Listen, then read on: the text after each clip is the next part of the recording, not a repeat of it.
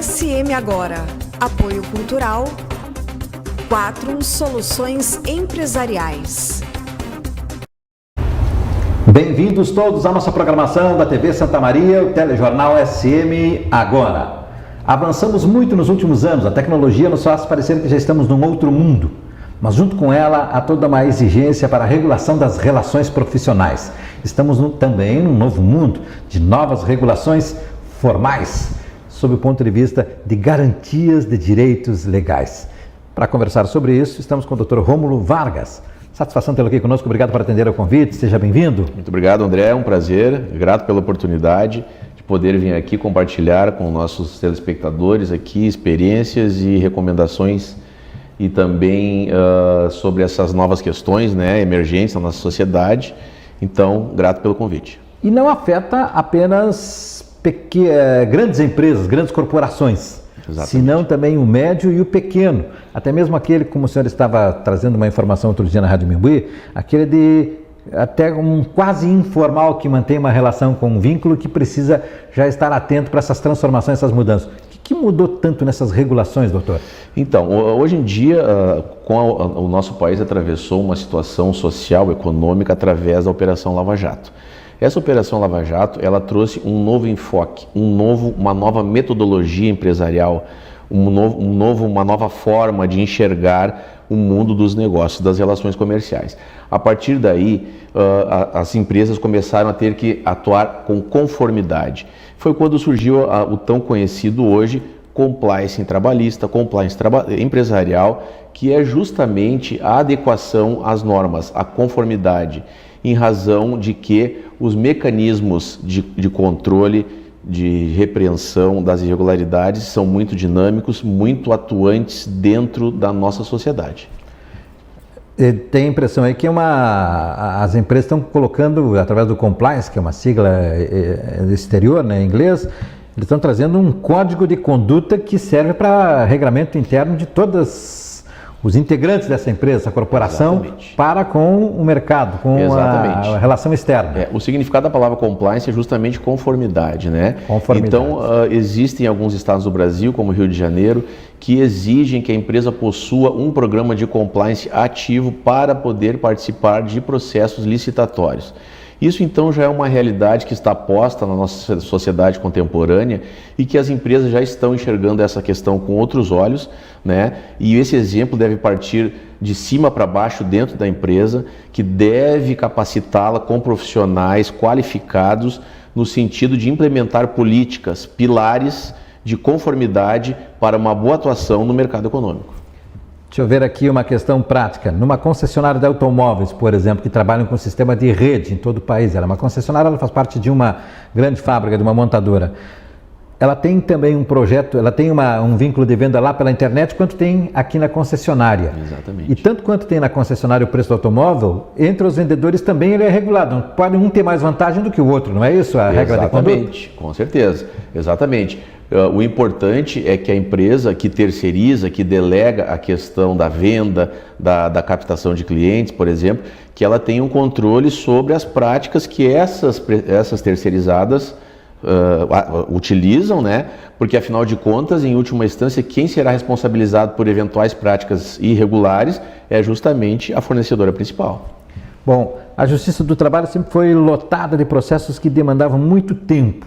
A agilidade não só tem diminuído essas demandas, como tem tornado as empresas mais atentas nos cuidados internos nessas relações. Isso também tem a ver com o compliance? Sim, tem muito a ver. Nós chamamos isso do passivo trabalhista adormecido, do passivo econômico adormecido da empresa, que muitas vezes a empresa não abre os olhos para essa realidade e vão se avolumando dívidas trabalhistas, e são dívidas que não se extinguem. Essas dívidas elas se transmitem em última instância para os sócios, né? Ela despersonaliza a pessoa jurídica e pode atingir o patrimônio dos sócios. Então, hoje em dia, existe essa nova ótica, essa nova atenção para as questões trabalhistas, porque os índices de correção dos valores devidos são muito severos. As ações, com o passar do tempo, elas vão se avolumando. Às vezes, uma coisa que começa muito pequena pode se tornar até mesmo impagável. Nesse sentido, a informação parece ser a questão fundamental em todas essas relações. Se há uma mudança, uma transformação muito grande em curso, é necessário que o empresário esteja atento e chame uma assessoria para lhe ajudar a entender esse processo todo aí, para corresponder a essa conformidade legal, vamos dizer assim. Exatamente. Essa assessoria, ela funciona através de uma auditoria, que é você pegar uma lupa e analisar todos os seus mecanismos internos da organização. Ela funciona também através de uma consultoria, que são aconselhamentos diante de determinadas situações pontuais que acontecem no dia a dia da empresa, a fim de evitar uma futura demanda. Isso se reflete na forma, até assinatura de contratos, né? Exatamente. A gente sempre via celebridades assinando contratos específicos com direito de imagem. Hoje as empresas já adotam igual procedimento com assessoria jurídica, prevendo principalmente a confidencialidade, o rigor com a preservação dos dados da empresa, doutor. Com certeza. Agora, em agosto de 2020, entrou em vigor a Lei Geral de Proteção de Dados, que é justamente em relação a essa questão da coleta de dados pessoais, dados sensíveis, dados dos seus colaboradores, dos seus fornecedores, dos seus clientes, que requerem e demandam um cuidado muito especial, haja vista que essa nova legislação que já está em vigor possui sanções pecuniárias muito severas. Vejamos uma questão prática aqui, né, para o nosso telespectador. Há contratos, e acredito que a maioria deles, o senhor pode nos ajudar a compreender isso, que prevêem que mesmo findando a relação formal, permanece a relação perante a confidencialidade de dados que ele trabalhou com a empresa. Exatamente. Isso é uma nova realidade que pegou muita gente de surpresa, né? Muitos empresários de surpresa, e pode trazer algumas situações muito desagradáveis para aquela empresa que ainda não iniciou esse trabalho de tratamento dos dados que possui, dos dados que coleta. Então nós destacamos aqui uma atenção especial que tem que ser dada nessa questão dos dados, porque efetivamente nós todos sabemos que os dados hoje se constituem a maior riqueza econômica da sociedade moderna, né? O que as empresas têm, esse material que se tem, é considerado hoje de uma mensuração econômica incalculável, digamos assim. Um grande executivo, nesse sentido, nesta semana passada, anunciou a sua saída da Eletrobras. No outro dia, ele já foi anunciado para uma grande empresa. E o mercado reagiu, porque diz assim, para um pouquinho, ele tem um volume de informações que precisaria colocá-lo sob quarentena. Mas ele diz que assinou cláusulas fidedignas de preservação da informação. O que é isso, doutor? Com certeza. É porque, a bem da verdade, essa legislação, ela veda a comercialização de dados para fins econômicos. Existem algumas situações que esse trânsito de dados não tem penalidades. São situações, por exemplo, de investigações policiais, de trabalhos acadêmicos, né, questões de uso pessoal sem fins econômicos. Agora, a comercialização de dados para obter vantagem econômica, essa sim é vedada pela lei da LGPD.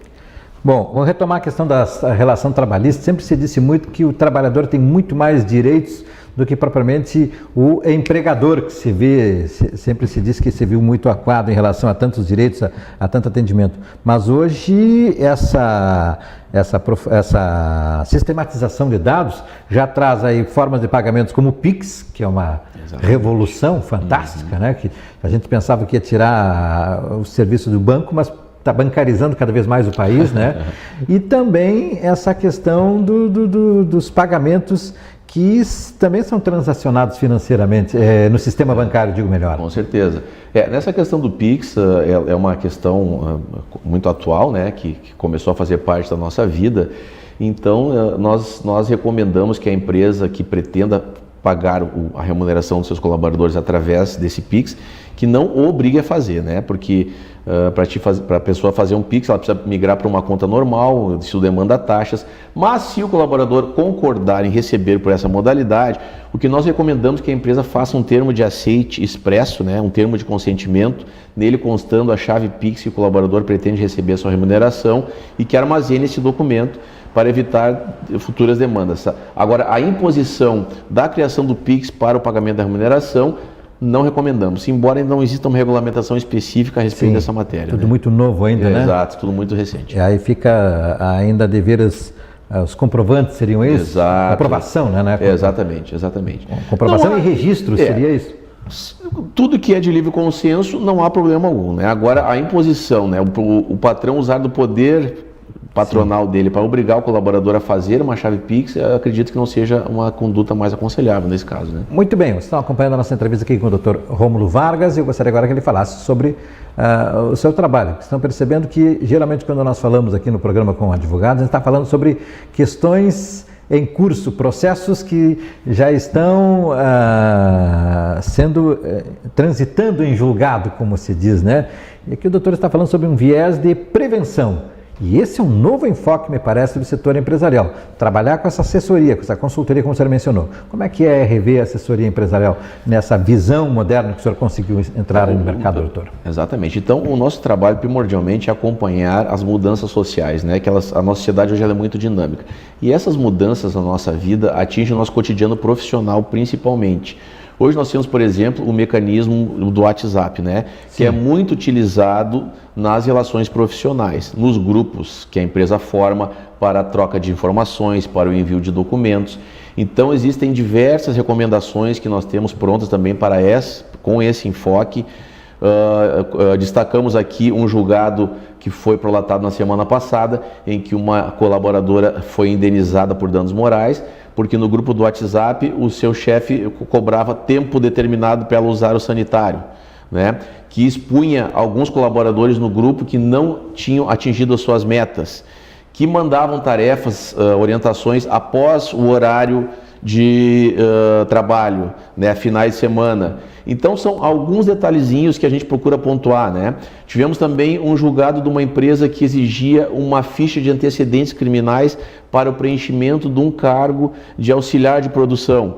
A empresa também foi condenada a indenizar porque entendeu que esse documento não era um documento necessário para o desempenho daquela função. Foi uma exigência exagerada, exacerbada, que feriu o direito da intimidade do trabalhador, um direito personalíssimo que é tutelado pela Constituição Federal e condenou a empresa a pagar o dano moral. Então são questões pontuais, né, que estão sempre presentes e que demandam uma assessoria, uma auditoria, tanto na parte jurídica quanto na parte empresarial, na parte de gestão, na parte contábil, né, a fim de evitar demandas judiciais e condenações. Eu tenho a impressão, ouvindo a sua exposição, que chega agora no setor empresarial aquilo que já chegou na imprensa de uma maneira muito até impositiva por vezes. Ou seja, o cuidado com a imagem das pessoas com quem nós trabalhamos. E olha que o nosso métier, o nosso filão, o nosso trabalho é trabalhar com exposição de pessoas, né? Com visibilidade de pessoas. Com certeza. E o que se faz com isso é que se tem que ter, ou seja, essa relação é que vai ter que ser cada vez mais cuidada, doutor, mais com certeza. Pelo legal. Exatamente. Nesse sentido também, nós tivemos aqui uma empresa que foi condenada porque usou uma imagem no colaborador, uma empresa de vigilância que utilizou a imagem do colaborador em campanhas publicitárias após o término do vínculo de emprego. Entendeu?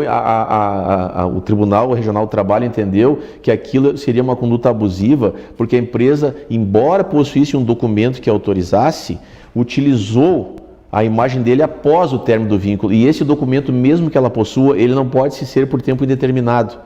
Então, quando a empresa pretende utilizar a imagem de um colaborador para fazer uma campanha publicitária, se recomenda que seja feito um termo com data inicial, data final, quais tipos de ferramentas publicitárias será utilizada a imagem do seu colaborador e que após o término seja restabelecida a ele todas as questões, né, que dizem respeito a essa publicidade. Muito bem, olha só, aproveitar o tempo ainda aqui, o empresário seguramente vai dizer assim, mas eu não tenho tempo para acompanhar tudo isso que está acontecendo. Seguramente ele vai dizer, tem que cuidar dos negócios. E aí, né? Porque são muitas mudanças. Por exemplo, eu vi outro dia, o senhor está comentando que está em tramitação na Câmara, já a nível de comissões quase em decisão, um encurtamento daquele prazo que é de recurso, né? De 3 meses, que é habitualmente em 5 anos, em alguns casos agora para 3 meses, nesse período pandêmico aí, né? Exatamente, para microempresas, né? Empresas de pequeno porte, que são responsáveis por 52% dos postos de trabalho no nosso país. 52%? Existe um projeto, com certeza. Existe um projeto de lei que determina que o colaborador, ao saber de uma irregularidade, do não cumprimento de algum dever patronal, tem o prazo de 3 meses para reclamá-lo, sob pena do perdão tácito. É claro que isso ainda terá muitos desdobramentos, muitos ajustes, mas já é uma iniciativa, assim como a reforma trabalhista de 2017, de evitar passivos trabalhistas em empresas de pequeno porte. Porque muitas vezes esse passivo silencioso, ao final dos 5 anos, se torna uma dívida que a microempresa não tem condições de pagar, ela vai ter que acabar encerrando as suas atividades e isso para a economia efetivamente traz um prejuízo muito grande. As atividades, mas permanece a dívida, não é isso? Sempre. Sempre, né? Sempre. O CPF ou o CNPJ, Exatamente. o vínculo ao CNPJ está ali. Exatamente. Permanente, né? Exatamente. Impressionante isso. Doutor, quero agradecer, colocando aí o seu escritório à disposição na Avenida Independência, né? É a Avenida Presidente Vargas, é o escritório de assessoria empresarial, né? RV Assessoria Empresarial, na Avenida Presidente Vargas, número 1880, loja 101. Ali próximo a Duque de Caxias. Próximo a Duque de Caxias, exatamente. Duque de Caxias, ou mais precisamente entre a Duque de Caxias e a Serafim Valor. Exatamente. Perfeito, ótimo, excelente. O senhor quer acrescentar mais alguma coisa, principalmente nessa... Não, queria agradecer essa oportunidade, dizer que estamos, né, é um prazer vir aqui trazer esclarecimentos, né? É necessário que o empresário passe a dar esse novo enfoque na sua atividade. Isso aí. Né? E nós estamos aí para contribuir. Exatamente, esse é o nosso objetivo, de trazer sempre essa necessária contribuição, essas mudanças velozes e a necessidade de aconselhamento profissional para fazer parte das melhores decisões. Acompanhe a nossa programação, curta lá no YouTube, no Facebook, TV Santa Maria, Canal 19, Telejornal Santa Maria Agora agradece. Até o nosso próximo encontro.